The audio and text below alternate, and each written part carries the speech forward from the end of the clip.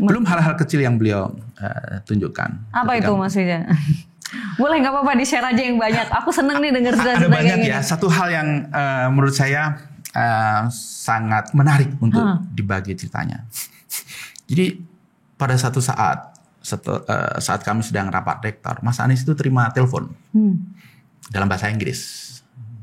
Diskusi panjang lebar, yang telepon itu seolah-olah melobi, Mas Anies menolak gitu ya. Setelah conversation selesai, telepon ditutup, saya tanya, Mas, itu tadi siapa?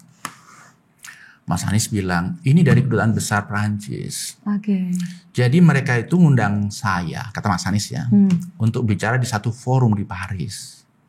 Cuman saya bilang, saya nggak bisa, saya ada komitmen. Apa tuh? Dan saya nggak bisa geser komitmen itu. Saya bisa datang kalau schedule yang di Paris disesuaikan. Saya tanya, komitmen apa Mas? Dia bilang, saya sudah terlanjur janji jadi saksi nikah. Dosen muda di Paramadina. Saksi nikah. Nikah itu kan peristiwa yang luar biasa. Sekali seumur hidup, sangat penting. Nggak mungkin saya batalkan untuk datang di Paris. Saya mikir, wow. Ini 1 dibanding 1000. Mayoritas intelektual muda ketika dikasih kesempatan bicara di Paris tidak akan melewatkan. Nggak akan melewatkan. Iya. Dan dengan gampang dia akan mengatakan kepada si dosen muda, mohon maaf ya, saya harus mewakili Paramadina, harus mewakili Indonesia bicara di Paris. Tapi yang dilakukan Anies Baswedan, mohon maaf Pak Dubes, saya sudah ada komitmen yang tidak bisa dibatalkan dan ini penting. Akhirnya nggak jadi berangkat ke Paris. Pernikahan, Mas Anies datang sebagai saksi. Gak hanya berhenti di situ.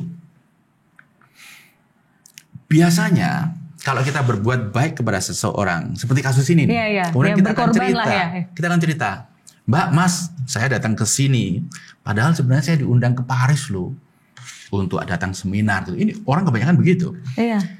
Tapi ternyata 2 orang ini nggak tahu bahwa Mas Anies datang ke acara nikah sebagai saksi mengorbankan sesuatu yang begitu besar.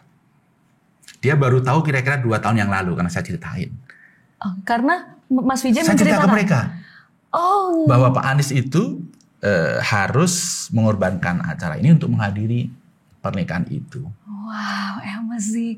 Pasti terharu banget dong Mas Wijan. Terharu. Sebenarnya begini, saya menulis buku judulnya Jendela Hati tentang inspirasi baik dari tokoh-tokoh. Ada 1 chapter tentang Mas Anies. Ini yang saya ceritakan. Kemudian 2 pasangan ini membaca itu. Kemudian kami berinteraksi. Dia bilang, Pak, saya itu nggak tahu loh. Ternyata Pak Anies dulu jadi saksi itu mengorbankan sesuatu yang luar biasa besar. Gitu.